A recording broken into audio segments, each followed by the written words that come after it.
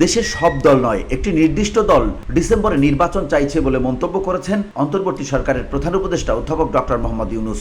বৃহস্পতিবার জাপানের নিক্কেই ফোরামে ফিউচার অব এশিয়া শীর্ষক এক অনুষ্ঠানে বাংলাদেশের নির্বাচন নিয়ে প্রশ্ন করলে এমন মন্তব্য করেন ডক্টর ইউনূস। ঢাকায় রাষ্ট্র নিয়ন্ত্রিত টেলিভিশন বিটিভি ও বেসরকারি টেলিভিশনগুলোর প্রধান উপদেষ্টার এই প্রশ্নোত্তর পর্ব সম্প্রচার করেছে।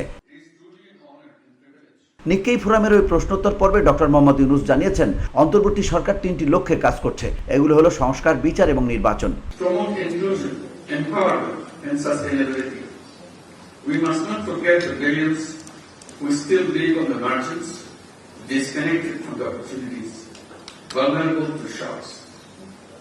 My life's work has shown that poverty is not created by the poor. It is created by the system, by locking doors for the poor people.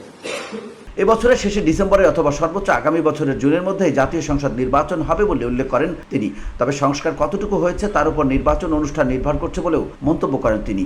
Social business, digital platforms, and microfinance can unleash a new wave of grassroots-led innovation.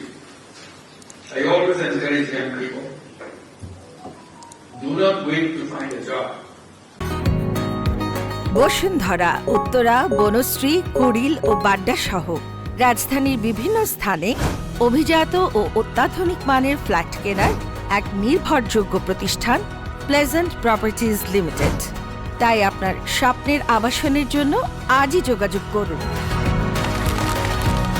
Pleasant Properties Limited, where destiny matches eventually.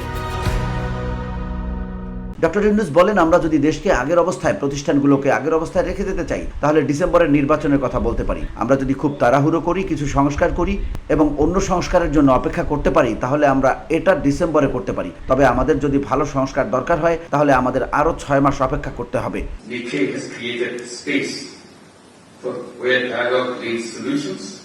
And where trust is not just a word, but a goal we work together.